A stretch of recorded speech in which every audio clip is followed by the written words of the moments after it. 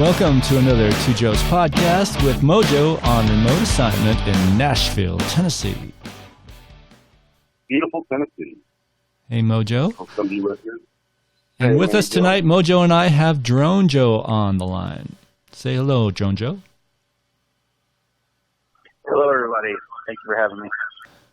So, Mojo, you mentioned you had a couple of questions you wanted to run by DroneJoe. I know you've talked to him at length already this evening before we started recording our segments. But yeah, why don't you go ahead and ask those now? Yeah, that's great. I asked a lot of basic ones of him this morning, and one just popped in my head. And the even simpler one is in drones. What are the biggest industries for it, and what what benefits do drones provide in these industries? And then I got a follow-up to that one. Yes, that's a very good question. The biggest industries right now that drones are being used in are agriculture, specifically precision agriculture.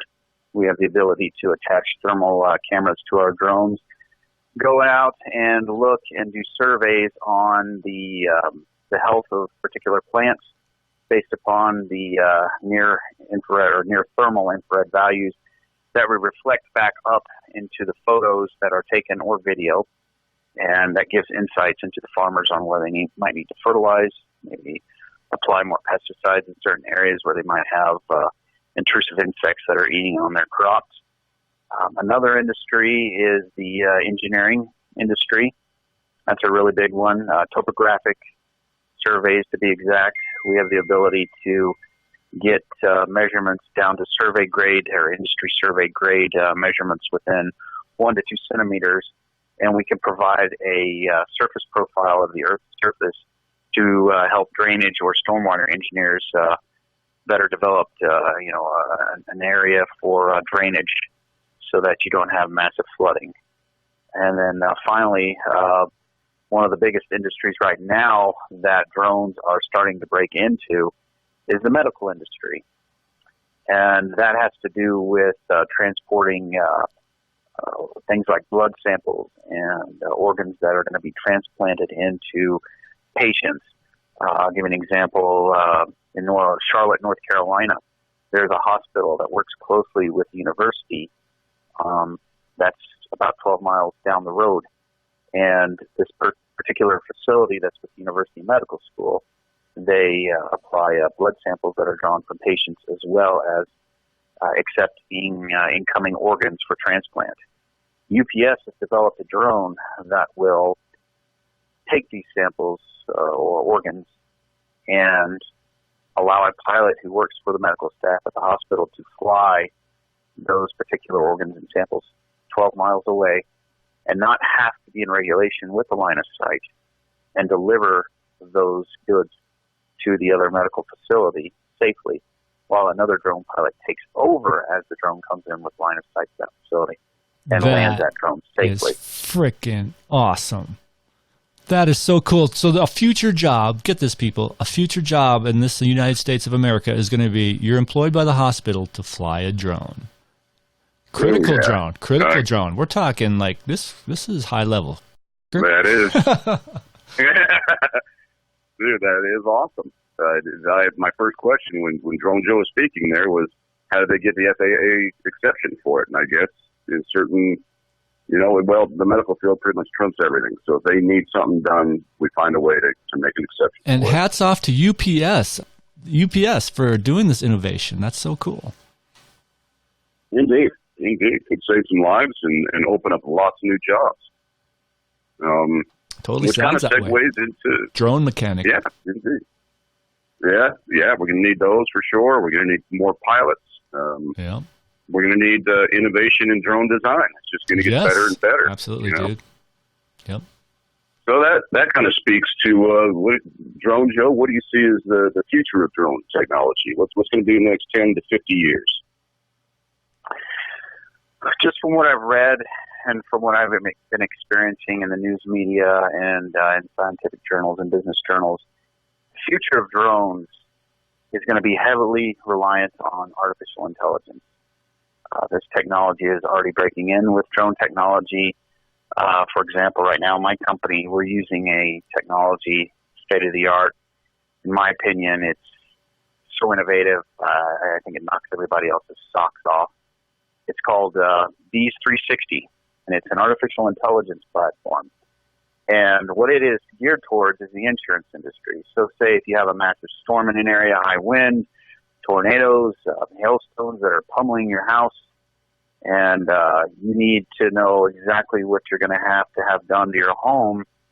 In some cases, these houses are so steep that it would be dangerous to send up a roofer or an adjuster up on the roof.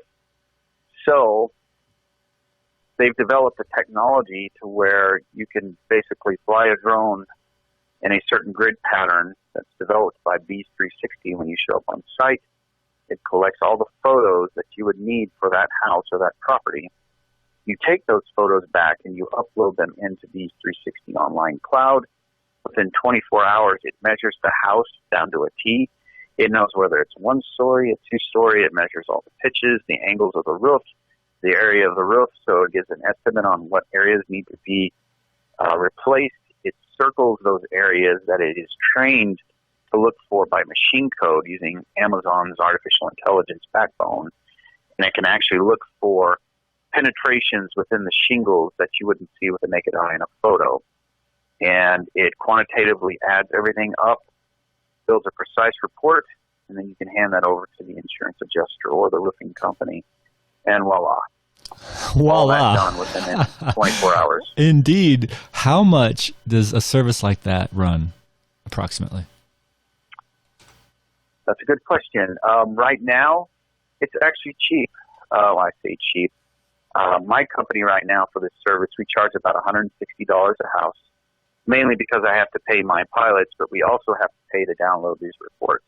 You have to make a profit too. So $160. How long does it take you to generate that data for $160? Well, it takes about 20 minutes to fly the house. And then you take that data, you go upload it. It takes about another 30 minutes to upload it. And then within 24 hours, you get the reports turned around. You got to pay to download those reports. So pretty fast, actually. So that is an amazing service. Your margin is high. That's crazy high. When you explained it all for the first go around there, I was thinking to myself, oh my God, this is going to be $2,500 worth of freaking data that he's going to be collecting, all this stuff you mentioned. It's like, holy smokes, how's anybody going to be able to afford that, even an insurance adjuster? And then I started thinking, oh, well, maybe these $1 million mansions on the cliff, yeah, sure, I could see that happening, but that's a very niche market. But when you tell me all that's for $160, that makes it affordable for everyone. That's great. For sure. Yeah, and we're excited about it. The whole purpose of drone technology within these industries is to be affordable. We don't want to obviously price ourselves out of the market. But you got to make a profit too. You're running a company. Right, exactly. Nowadays, a trip charge is $90 minimum, So that's a hell of a value. For sure, yeah. And it is because we can do it so quick. Because the technology allows you to do it so quick and efficient. Yeah, less than 24-hour turnaround in some cases, yeah. Right. So, yep. Pretty cool. So you could easily fly 10, 20 houses. Well, how many pilots do you have working for you right now, DroneJoe? I have about four pilots right now. Most of them are contract. One is full-time. Cool. So, yeah, cool. And they enjoy their work. I'll bet. Ex-military. Very cool. So a lot of them are wanting to get more school in GIS, Geographic Information Systems. Some of them have a surveying background. That's so cool. So we have different walks of life working for us. And we're excited to expand our business. Eventually, we would like to expand our business in every major city in the United States. So, but right now we're still kind of at the crawling and in between walking stages. But I think we'll get there. One step at a time, bro. That's awesome. Thank you. Hats off to you. And I work for a company right now. I'm doing software for iPhones, essentially, that track your movements, right? So I took a drive around my block the other day, and it tracked me the whole way, and the map panned and everything. I'm pretty excited about it. Good stuff. The little joys of a programmer. So if I ever develop software that I think you might be able to use, I will get with Mojo and let you know. Yeah. So, Joe, you've done your first GIS interaction or With integration? Google Maps API, essentially, that's a affirmative. Yep. Ah, beautiful, man. Beautiful. So just 28 more years and you'll be caught up to me. There you go. Hello, world. You got to start somewhere. That's right. That's right. I had another question for DroneJoe that popped in. So with, you got essentially 4 or 5 pilots working for you. And and you say you can fly the house in 20 minutes and then some overhead, you got to set up, you got to do this and that. So realistically, in an 8 or 10 hour day with your whole crew, how many houses could you fly? And at $160 a piece. So yeah, you're looking pretty sweet there. Throw some numbers at me. Oh, if we had all of our crews out on the field working, we could probably do somewhere about anywhere from 19 to 25 houses a day. That would be kind of on a conservative side, possibly more, but with logistics and getting travel in and setting up, realistically, yeah, about 19 to 25 houses. Not bad. If you can keep that kind of volume up, you might even be able to afford some storefront property or lease it anyway. Actually have a location. Do you have a location, or is the location currently your garage? That's a good question. Actually, the location is currently my 2-story house in my office upstairs. I am in the man cave, we are dude. Looking to. Yeah, right on. That's awesome. It's in a man cave. A lot of good businesses start out in some of the best. Some of the best. That's right. So, and that was my vision. And eventually we will go curbside and be able to hopefully entertain the world. That's my vision. And create jobs, right? And they That's talk about so awesome, politicians and people that run our country, and they want to say that they create jobs. Well, I want to put, my hat off for all you entrepreneurs out there. It's all about innovation and people taking risks. So here's a question I thought of immediately when I heard you were leaving a good paying job, employer, all that biz, to do your own thing. Immediately, my mind jumped right to health insurance. How is that going to work out for you? Good question. So health insurance, well, I'm lucky enough that my wife, she works for a healthcare corporation. She provides our insurance. Awesome. That's I want to awesome. call her my sugar mama, but I guess I can. Well, at least as far as insurance goes, eh? Yeah. Because Mojo and I talk about this. Well, we have talked about it on previous podcasts. I don't know if they were published or not, but anyway, we talked about this, that healthcare becomes a factor, and if we can somehow, in my opinion, free up people from having to worry about that, leaving one job for a self-employed job, I think that would create more jobs in the long run, because you're going to have people willing to take that risk, For sure. And, and that's another thing, and I hope by being an entrepreneur and starting my own brand and my own business, that's another thing that I'm going to hopefully be involved with in this country is being with those other companies that want to be able to provide that flexibility of affordable health care to their employees. So it gives them something of peace of mind. Not only hopefully will they like going out and flying the drones for us, obviously, but they'll also like our attractive 401k packages, our insurance that we're going to provide, and then everything else, all the other bells and whistles like all the other companies. We want to be able to offer that at an affordable price for sure. Absolutely. That's so cool. Hey, you already got one under your employee. That's a huge step, I technically run an LLC, and I don't have any employees, but my wife is essentially my accountant, and, that's how we get by. But, yeah, it's expensive to have an employee. I mean, my hat's off to you again, man. That's so cool. Thank you. I wanted to spring in there really quick before it got off my mind. DroneJoe just mentioned those awful words that I hear so many times, affordable health insurance. And that flies in the face of the universal health services. And the other reason I want to bring that one up, Joe, is we've talked about this on a few podcasts. Right. And really, you got to ask that question, who sets the price that's affordable? It's the insurance companies that are doing for-profit. So affordable is whatever they say it is. You know what I mean? So I don't see any way around that other than getting Bernie Sanders in office. Well, I and part of me agrees with you wholeheartedly, Mojo, but on the other hand, it's like, before Obamacare was attempted in the United States proper, it was working in Massachusetts. You know what I mean? So I let's think, not forget. I'm going to say it. The Republicans really made it difficult for Obama to implement a Republican health care plan. It's fucking insane. If we negotiated with the insurance companies and regulated them like we should, the government has a purpose. Regulation is a valid purpose, because otherwise capitalism run amok is, don't get me started. I feel like I've already we've seen what happened. Yeah, exactly. So let's bring it back. It can work. I learned the other day that there's different kinds of Medicare for all. Go figure.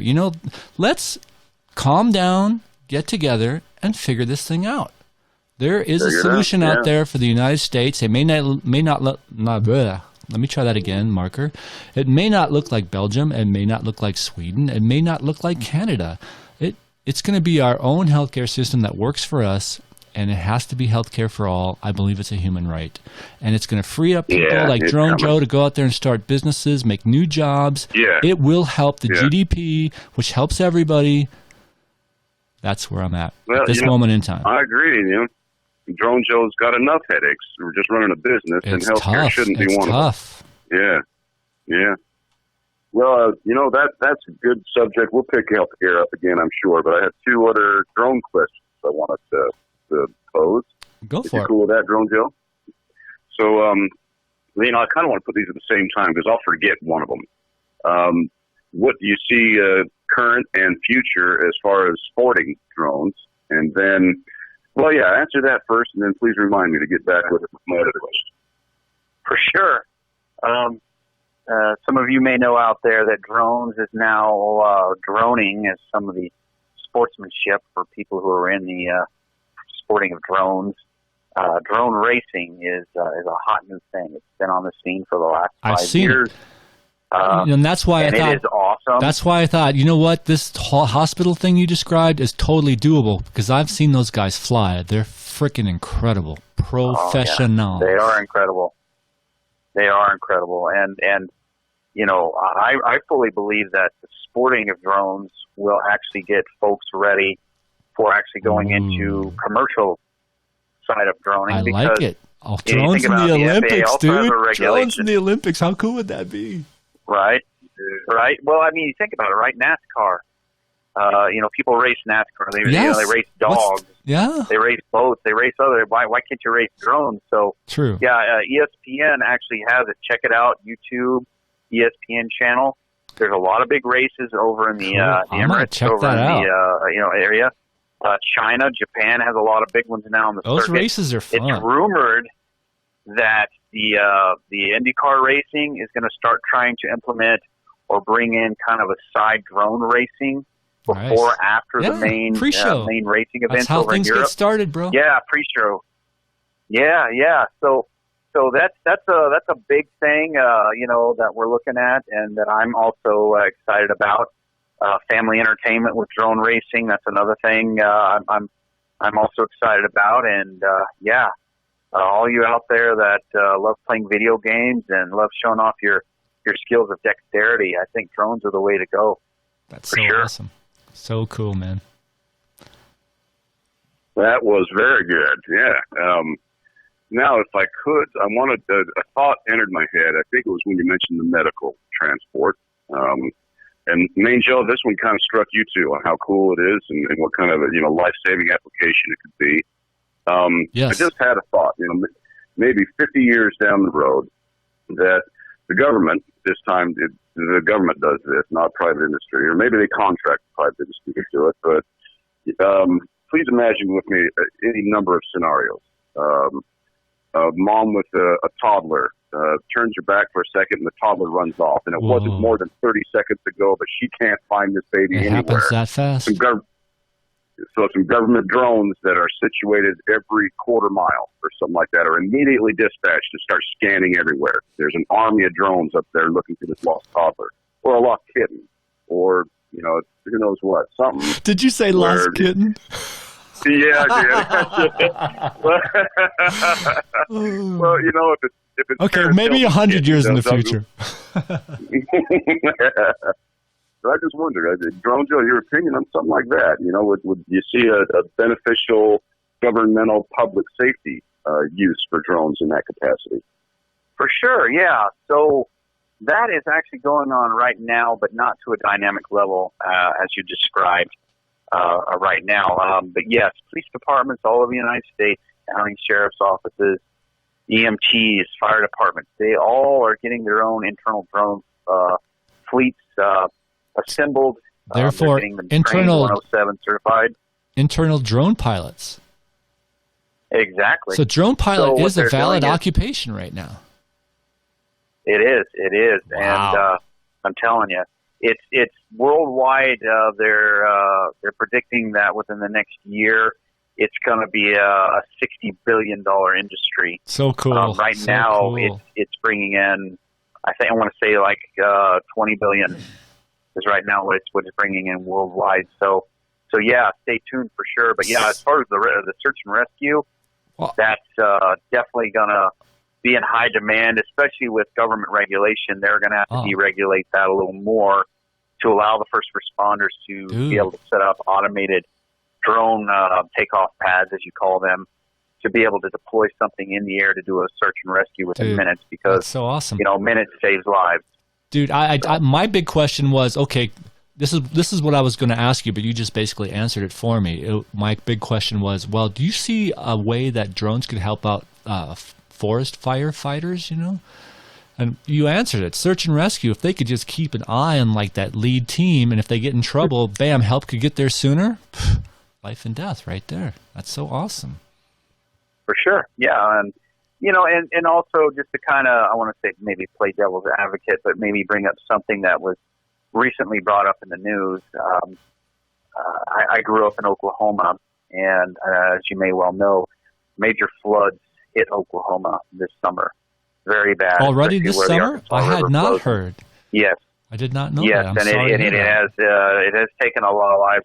Oh, no. I think, it's please pray for Oklahoma. But yeah, they've taken a lot of hits financially from these floods, especially around the Arkansas River and the major lakes like Keystone Lake and Call Lake. And what has happened is search and rescue has been coming in there with their own drones and helicopters to look for individuals. But unfortunately, we've had some individuals that have come in that are hobbyists that just want to move in and get great aerial photography. Yeah. And they've been in the way of search and rescue, and they've impeded it. So for all you droners out there, hobbyists or even want to get into commercial, please be mindful of that. Whenever you're around a disaster area, this has also been in the media with California fires, please try to be considerate of other search and rescue. There might be search and rescue drones up there, right? Yep, for sure. If you want to be a part of that mission, there you go. Then feel free to go out and ask, and they will let you be a part of it. Volunteer. Just start your own little for sure club or something. If you work with the authorities, then maybe you can be a help. For sure, definitely. There's a right way to do things, people. Let's try and do that. All right, that's so freaking awesome, man. This has been such a great little segment. It's about 25 minutes in. I think I'm gonna call it right here. We'll have a little chill session and come right back, hopefully, with more DroneJoe. This has been such a great conversation. I just love it. It has. Man, Joe, thanks for putting this together. Got it. All right. Phasing up.